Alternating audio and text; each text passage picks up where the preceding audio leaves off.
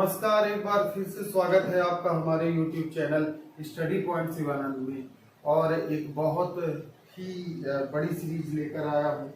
लगभग 30 घंटे की यह सीरीज, ऐसा मैंने अनुमान लगाया कि 30 घंटे से लेकर 50 घंटे के बीच में ये पूरा कोर्स मैं आपको खत्म करूँगा। मतलब अमूमन 30 से लेकर 40-50 मैक्सिमम इतने लेक्चर में मैं आपको भारत की राज्य व्यवस्था और भारत का संविधान पूरा मैं कवर कराऊंगा। और इतना मैं पढ़ा दूंगा आपको कि आपके पेपर से जो है क्वेश्चन बाहर नहीं जाएगा, ये मुझे पूरा विश्वास है। तो इसके पहले वाला जो लेक्चर हमने दिया था, भारत का संवैधानिक इतिहास हमारा टॉपिक था। भारत का संवैधानिक इतिहास क्या था, उसकी एक भूमिका हमने देखी। उस भूमिका को अगर आपने नहीं देखा हो तो हमारे पिछले लेक्चर में जाइए और वो भूमिका देखिए कि भारत का संवैधानिक इतिहास आखिर क्या था। हमने बात करी थी कि भारत में मुगल सत्ता के रहते ही बहुत सारी यूरोपीय कंपनियों का भारत में आगमन होने लगा। सन 1498 में पुर्तगाली भारत आए, वास्को डी गामा। उसके बाद 1600 में अंग्रेज आए, 1602 में डच आए, 1616 में डेनिश आए और 1664 में फ्रांसीसी आए। और इनके बीच युद्धों की एक लंबी श्रृंखला में अंग्रेजों ने बाकी यूरोपीय कंपनियों को प्रतिस्थापित कर दिया और उसके स्थान पर भारत में अपनी सत्ता का रोहण कर दिया, अपनी सत्ता स्थापित कर दी। तो मैंने ये देखा, ये सारी चीजें समझी कि अब देखिए जैसे 1600 ईस्वी में हुआ क्या। इस समय इंग्लैंड, इस समय ब्रिटेन की जो महारानी थी वो थी महारानी एलिजाबेथ। एलिजाबेथ ने वर्ष 1600 में एक चार्टर पेश किया। उस चार्टर का मतलब क्या होता है? चार्टर का मतलब होता है अधिकार पत्र। चार्टर का मतलब क्या होता है? अधिकार पत्र। उन्होंने एक अधिकार पत्र पेश किया और उस अधिकार पत्र को लेके ब्रिटिश ईस्ट इंडिया कंपनी के जितने भी संस्थापक थे वह भारत पहुंच गए। तो 1600 में जब ये भारत आए तो 1600 में जो केंद्र में सत्ता थी वो मुगल सत्ता विद्यमान थी। केंद्र में किसकी सत्ता थी? मुगल सत्ता। और यह जो है मुगल सत्ता की एक चरम सीमा थी। मतलब आप ऐसा समझ लीजिए कि इस समय मुगल सत्ता अपने चरम पर थी। और मुगल सत्ता अपने चरम पर थी क्यों? क्योंकि इस समय आपको याद होगा कि 1707 के पहले, जब तक औरंगजेब की मृत्यु नहीं हुई, 1707 के बाद मुगल सत्ता धीरे धीरे डिक्लाइन होने लगी। लेकिन 1707 के पहले तक मुगल सत्ता अपने चरम पर थी और 1605 तक अकबर जो है शासन कर रहा था।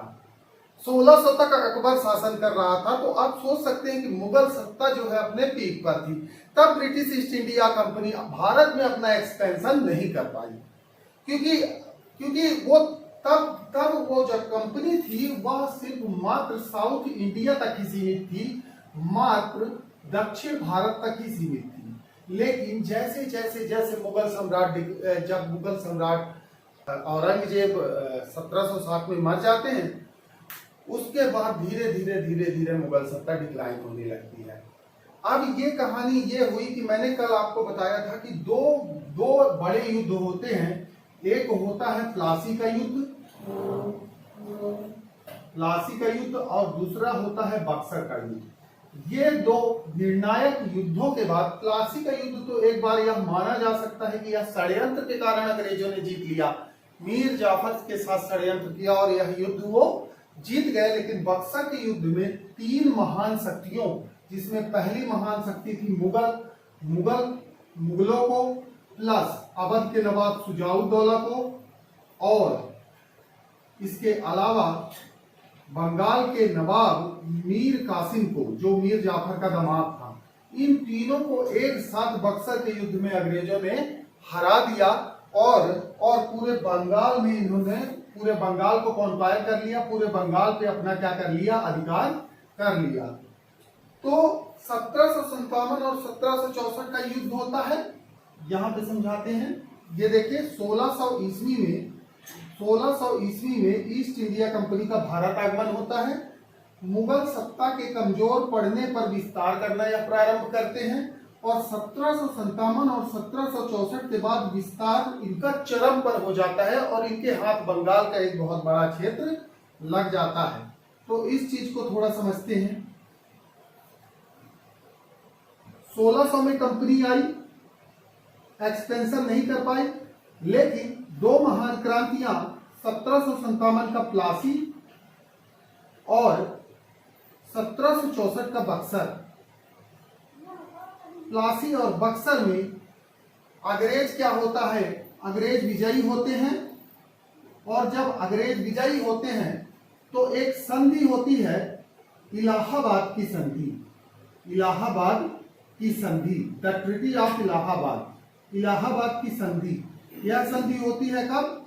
यह संधि जो इलाहाबाद की संधि होती है वह 1765 में होती है। इस संधि के द्वारा क्या है, बंगाल में द्वैध शासन लाया जाता है।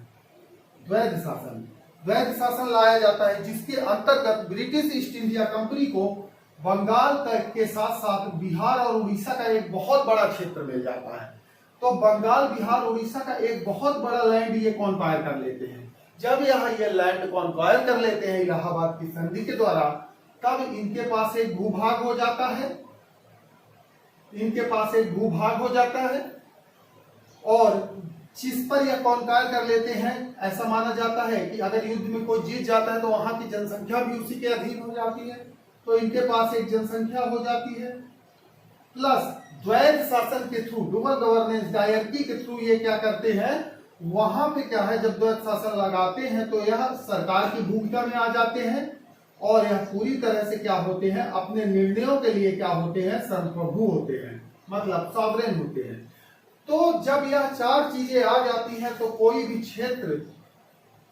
क्षेत्र क्या कहलाता है, एक राज्य कहलाता है। यह मैंने पिछले लेक्चर में बताया था कि एक राज्य का क्या होना चाहिए, एक राज्य से क्या आशय है।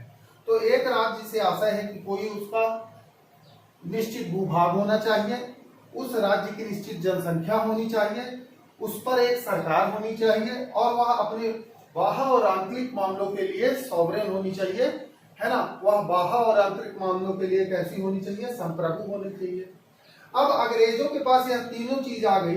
अब वह क्या करेंगे कि इसका शासन प्रशासन चलाने के लिए क्या बनाएंगे, नियम और कानून बनाएंगे। क्योंकि सरकार का काम क्या है, सरकार का काम ही है नियम कानून बनाना। तो अब वह इस क्षेत्र के लिए समय समय पर नियम कानून बनाएंगे और जो समय समय पर ये नियम कानून बनाएंगे उसको ही हम क्या कहेंगे, एक्ट कहेंगे। इतनी बात आ गई समझ में? ठीक है, फिर मैं आपको ये सारी चीजें फिर से बताता हूं कि नियम क्या होते हैं। देखिए, एक होता है बिल और एक होता है एक्ट। जो बिल होता है वह एक्ट बनने के पहले की घटना है। आज की क्लास में हमको एक्ट पढ़ना है। एक्ट क्या है, एक्ट क्या है, इसको समझने से पहले समझिए बिल क्या है। कोई भी चीज बिल तब तक नहीं बनती, कोई भी एक प्रारूप तैयार किया जाता है, मतलब एक सेट तैयार किया जाता है रूल का, मतलब नियमों का एक समुच्चय तैयार किया जाता है। फिर जब उसको पारित करा दिया जाता है कहीं से, जैसे आज भी इंडिया में कोई बिल आता है, फिर उसको संसद से पारित किया जाता है और जब वह पारित हो जाता है तो वह एक अधिनियम बन जाता है। जैसे आपने बहुत सारे अधिनियम सुने होंगे कि अनुसूचित जाति जनजाति अत्याचार निवारण अधिनियम 1989, तो यह कभी बिल बना होगा। बिल के बाद जब वह संसद से पारित हो गया होगा तो वह क्या बन गया, एक्ट बन गया। तो इसी तरह जो बिल बनता था वह कहाँ पारित होता था, तो वह ब्रिटिश पार्लियामेंट, मतलब वह ब्रिटेन में पारित होता था और ब्रिटेन में पारित होने के बाद उसे इंडिया में लागू करवाया जाता था। कोई बिल बना, अब वह बिल क्या है, पारित कहाँ होगा, वह बिल पारित होगा ब्रिटेन में और ब्रिटेन से उसे भारत में क्या करवाया जाएगा, लागू करवाया जाएगा। तो इस हिसाब से जितने भी एक्ट, जितने भी बिल पास हुए और फिर बाद में वो अधिनियम बने वहां से पारित होकर, वह भारत में कब कब लागू हुए उसको समझेंगे हम यहाँ कि देखिए ये सारे जो एक्ट हैं यह समय समय पर आए। 1773 से लेकर 1935 तक, 1773 से लेकर 1935 तक, यहाँ पे देखिए ये 1773 और 1973 से अगर मोटा मोटा ले लीजिए तो 1947 तक लगातार एक्ट की एक श्रृंखला बनती गई। अब इसको दो भागों में आप बांटकर समझ सकते हैं। आपको पता है 1857 में एक क्रांति हुई थी। 1857 के पहले जो एक्ट बने और 1857 की जो क्रांति हुई थी उसके बाद जो एक्ट बने, 1857 की क्रांति के पहले जो एक्ट बने और 1857 की क्रांति के बाद जो एक्ट बने, उनमें ह्यूज डिफरेंस था। ह्यूज डिफरेंस क्या था कि बिल जो है वह पारित तो होता था ब्रिटेन की संसद द्वारा, लेकिन उसको भारत में लागू कौन करवाता था? तो शुरू में 1773 से लेकर 1853 तक उसको ईस्ट इंडिया कंपनी द्वारा भारत में क्या करवाया जाता था? लागू करवाया जाता था। किसके द्वारा लागू करवाया जाता था? ईस्ट इंडिया कंपनी द्वारा लागू करवाया जाता था। लेकिन जब ईस्ट इंडिया कंपनी का अत्याचार बहुत ज्यादा हो गया तो ब्रिटिश क्राउन ने शासन प्रशासन अपने हाथों में ले लिया। 1857 की क्रांति के बाद ईस्ट इंडिया कंपनी से भरोसा, ईस्ट इंडिया कंपनी के प्रशासनिक कार्यों, ईस्ट इंडिया कंपनी के व्यापारिक कार्यों से ब्रिटेन का भरोसा उठ गया और इतनी बड़ी क्रांति हुई, इतनी ज्यादा मात्रा में उनको भी कहीं ना कहीं क्षति हुई, तो उन्होंने क्या किया? ब्रिटिश क्राउन ने अपने हाथों में शासन ले लिया। 1857 के पहले जितने एक्ट आए उसे कौन लागू करती थी? ब्रिटिश ईस्ट इंडिया कंपनी लागू करती थी। और 1857 के बाद जो एक्ट आए उसे कौन लागू करता था? उसे डायरेक्ट ब्रिटिश क्राउन लागू करता था। उसे डायरेक्ट ब्रिटिश क्राउन मतलब ब्रिटेन का ताज, मतलब वहां की महारानी के द्वारा या वहां के महारानी द्वारा जो रिप्रेजेंटेटिव भेजे जाते थे डायरेक्ट उनके द्वारा लागू किया गया। तो ये कुछ अधिनियमों की श्रृंखला है। कुल आपको इतने अधिनियम पढ़ना है, इतने अधिनियम में आपका पूरा कंप्लीट हो जाएगा। तो जैसे देखिए, पहले सबसे पहला एक्ट कौन सा आया? तो सबसे पहले एक्ट आया रेगुलेटिंग एक्ट। रेगुलेटिंग एक्ट, यह रेगुलेटिंग एक्ट कब आया? यह सबसे पहला एक्ट था जो ब्रिटेन की संसद में पास हुआ और फिर उसे भारत भाई 1757 और 1764 के बक्सर के युद्ध के बाद इन्होंने 1773 के पहले बंगाल को काफी ज्यादा लूटा। 1773 के बाद 73 के पहले बंगाल को काफी ज्यादा लूटा और जो प्लासी और बक्सर के युद्ध में जो इतना बड़ा खर्चा हुआ था, इससे ब्रिटेन में यह बात जब पहुंची कि अनायास तरीके से खर्चा हो रहा है, युद्धों में इतना खर्चा हो रहा है और जो वहां से आय आ रही है वह ब्रिटेन तक नहीं पहुंच पा रही है, तो ब्रिटेन की पार्लियामेंट को यह लगा कि अब हमें यहाँ पे नियम कानून बनाकर ईस्ट इंडिया कंपनी पर शिकंजा कसना पड़ेगा। तो 1773 में वह एक एक्ट लेके आए जिसका नाम था रेगुलेटिंग एक्ट। रेगुलेटिंग एक्ट वह पहला एक्ट था जिसके माध्यम से ब्रिटिश ईस्ट इंडिया कंपनी पर पहली बार संसदीय नियंत्रण स्थापित किया गया। जैसे आज भारत में कौन सा नियंत्रण है? आज कोई भी कंपनी है अगर भारत में, मान लीजिए कोई भी मल्टीनेशनल कंपनी है, उस पर प्रत्यक्ष या अप्रत्यक्ष रूप से हमारी संसद का नियंत्रण है। इसी प्रकार पहले जो ईस्ट इंडिया कंपनी थी उस पर नियंत्रण स्थापित करने के लिए रेगुलेटिंग एक्ट 1773 लाया गया। ये तो मैं आपको शॉर्ट समरी बता रहा हूँ कि आपको इतना पढ़ना है, फिर मैं आपको एक एक एक्ट करके पढ़ाऊंगा। 1773 का रेगुलेटिंग एक्ट अलग पढ़ाऊंगा, एक्ट ऑफ सेटलमेंट 1781 अलग पढ़ाऊंगा, उसके बाद पिट्स इंडिया एक्ट अलग पढ़ाऊंगा, उसके बाद जो 4 चार्टर आए हैं वो अलग से पढ़ाऊंगा। 1793 से लेकर 1853 तक जो 20-20 वर्षों बाद 4 चार्टर आए वो पढ़ाऊंगा और फिर ये सब। तो 1773 के रेगुलेटिंग एक्ट को आपको याद कर लेना है। उसके बाद एक्ट ऑफ सेटलमेंट, और इनको तीनों को आप साथ में याद कर लीजिए। आप यह क्रम अगर याद कर लेंगे तो आपको कभी दिक्कत नहीं होगी। आपको यह होगा कि आपको सारे एक्ट कब कब आए यह याद रहेगा। आप इतना बस याद कर लीजिए कि एक 1793 में रेगुलेटिंग एक्ट आया, एक्ट ऑफ सेटलमेंट 1781 में आया और पिट्स इंडिया एक्ट 1784 में आया। इतना आपने याद कर लिया। उसके बाद आप देखिए कि 1786 में भी एक अधिनियम आया था। ठीक, तो अगर याद करना है तो ठीक है, नहीं तो इतना महत्वपूर्ण नहीं है। उसके बाद अगर आप देखिए तो 1793 से लेकर 1853 तक लगातार 4 एक्ट आए, लगातार 4 चार्टर आए। ठीक, चार्टर एक्ट कितने आए? 4 आए। कब से चालू हुआ? 1793 से 1853 तक। तो अगर देखिए तो 93 में आप अगर 20 वर्षों तक इसे बढ़ाएंगे तो यह 1813 हो जाएगा। फिर इसे अगले 20 वर्षों तक इसे +20 करेंगे तो 1813 हो जाएगा, इसे +20 करेंगे तो 1833 हो जाएगा, और इसे +20 करेंगे तो 1853 हो जाएगा। तो ये चार्टर एक्ट तो आप 1793 से 1853 के बीच अरेंज कर ही सकते हैं। अब ये पेज हो गया कंपनी द्वारा लागू किया गया वाला पेज, आप कंप्लीट कर लेंगे। और फिर आएंगे, एक एक्ट आया जिसे हमने कहा क्या, भारत शासन अधिनियम 1858। यह 1857 की क्रांति के जस्ट बाद आया था। 1857 में क्रांति हुई, 1858 में यह अधिनियम आ गया। तो यह एक अधिनियम आएगा। उसके बाद आप देखेंगे कि फिर से अब जो अधिनियम आएंगे वो भारत शासन अधिनियम नहीं कहलाएंगे, अपितु वह भारत परिषद अधिनियम कहलाएंगे। वह क्या कहलाएंगे, भारत परिषद अधिनियम। तो 4 चार्टर यहाँ से ये 3 आपने याद कर लिया। Regulating act 1773, act of settlement 1781, Pitt's India act 1784। फिर उसके बाद 4 चार्टर आपने 1793 से लेकर 1853 प्रति 20 वर्षों के अंतराल में इसको याद कर लिया। एक ये अलग से याद कर लिया कि क्रांति के तुरंत बाद आया था भारत शासन अधिनियम।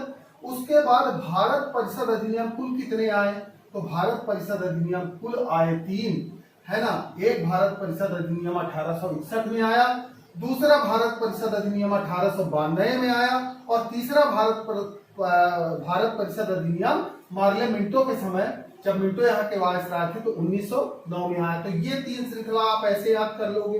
ठीक, अब क्या बचता है, 1909 के बाद आपको बचता है भारत शासन अधिनियम, फिर से चालू हो जाएगा 1919, और भारत शासन अधिनियम 1935। जब इतने अधिनियम पास हो जाएंगे उसके बाद भारत में सत्ता हस्तांतरण का दौर चलने लगता है। 1935 के बाद अंग्रेजों को धीरे धीरे यह समझ में आने लगता है कि अब जो है भारत में शासन करना बड़ा मुश्किल हो रहा है। तो धीरे धीरे बातें चलती हैं, जो इंडियन नेशनल कांग्रेस रहती है वह भी अपना पूरा जोर लगाती है। आपको पता होगा कि 1939 में रावी के तट पर जवाहरलाल नेहरू ने झंडा फहराया, और फिर उन्होंने पूर्ण स्वतंत्रता, टोटल इंडिपेंडेंस घोषित कर दिया। तो इसके बाद ये हुआ कि नहीं, अब सत्ता का क्या होगा, हस्तांतरण होगा। तो इसी क्रम में सबसे पहले सत्ता के हस्तांतरण के लिए एक प्रस्ताव आता है जिसे हम कहते हैं अगस्त प्रस्ताव 1940। उसके बाद संविधान सभा द्वारा संविधान के निर्माण के लिए एक मिशन आता है जिसे हम कहते हैं क्रिप्स मिशन। यह आता है 1942 में। क्रिप्स मिशन किसी कारण से फेल हो जाता है क्योंकि उसमें एक भी भारतीय सदस्य नहीं रहते। फिर जब लॉर्ड वेवेल आते हैं तो वेवेल अपनी वेवेल योजना लेके आते हैं 1945 में, और इस योजना से संबंधित एक कन्वेंशन होता है जिसे हम शिमला समझौता कहते हैं,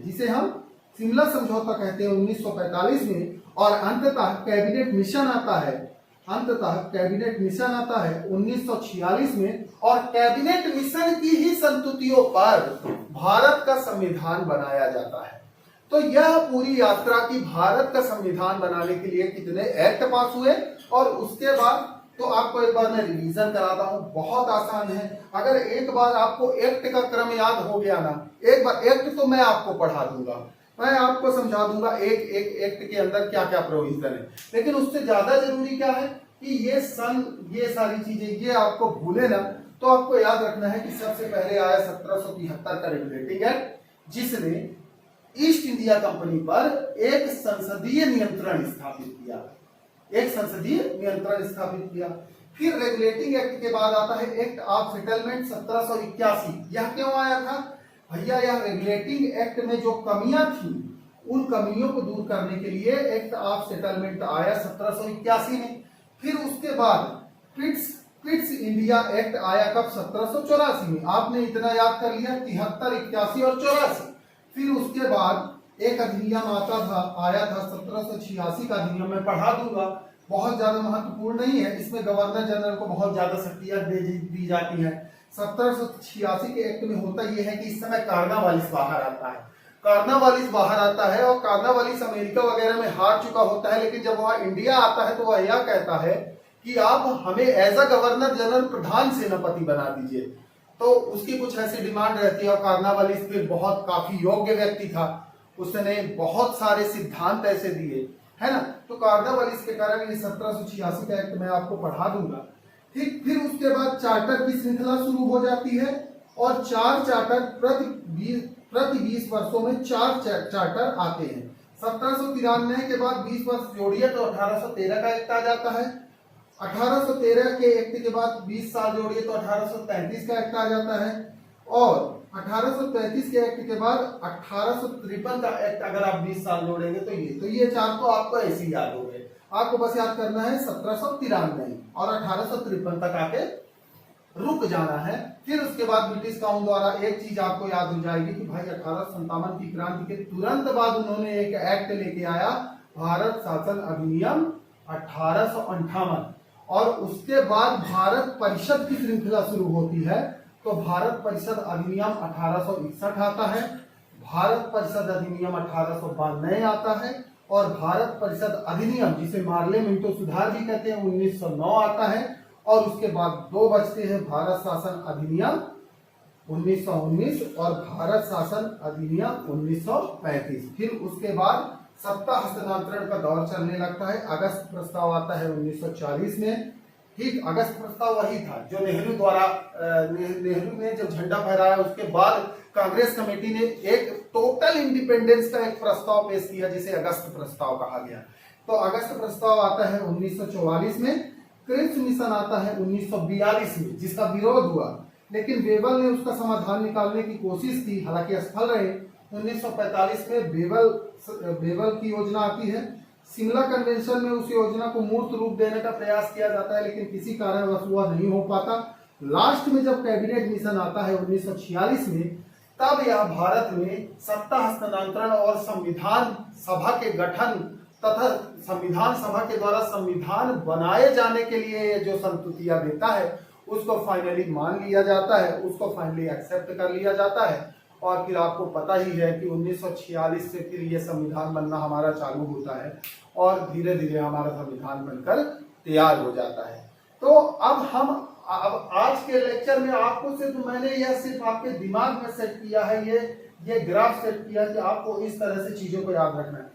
तो आप चाहे तो इस पे स्क्रीनशॉट ले लीजिए या आप इसको लिख लीजिए कॉपी में, इसी तरह से लिख लीजिए, कॉपी में लिख लीजिए, कॉपी पेन लेके बैठिए, इसको लिख लीजिए। फिर एक एक्ट करके एक एक्ट के प्रोविजन मैं आपको क्या करूंगा, समझा दूंगा। एक्ट से हमेशा क्वेश्चन आता है, एक क्वेश्चन हमेशा एक्ट से आता है, बहुत पहले भी आता था, आज भी आता है, और जहां जहां से क्वेश्चन आते हैं वो सारे क्वेश्चन मैं आपको समझा दूंगा। और एक्ट खत्म करने के बाद हम आ जाएंगे संविधान सभा में कि कॉन्स्टिट्यूशनल असेंबली कैसे बनी। भाई जब ये हुआ कि कैबिनेट मिशन ने अपनी संस्तुतियां दी संविधान सभा बनने के लिए, तो फिर संविधान सभा बनी। तो संविधान सभा कैसे बनी, उसके वहां से कहां से क्वेश्चन आते हैं। फिर उसके बाद संविधान सभा बनने के बाद जब संविधान बना, फिर प्रस्तावना पढ़ेंगे, प्रस्तावना के बाद भाग 1 पढ़ेंगे जिसमें 4 अनुच्छेद देखेंगे, है ना। तो ये धीरे धीरे क्रम बढ़ता रहेगा, तो बिल्कुल भी पैनिक नहीं करना, बड़े आराम से भारत की राज्य व्यवस्था कम से कम 30 से लेकर 40 और मैक्सिमम 50 लेक्चर में मैं भारत की पूरी राज्य व्यवस्था और भारत का पूरा संविधान आपको बता दूंगा। तब तक के लिए अपना ख्याल रखें और don't forget to subscribe our channel study point Shivanand से जुड़े रहें, क्योंकि आपके एक लाइक से हमारा हौसला बढ़ता है और हमारा हौसला बढ़ेगा तो हम अच्छा काम करेंगे देश के लिए, आपके लिए। तो जय हिंद, जय भारत।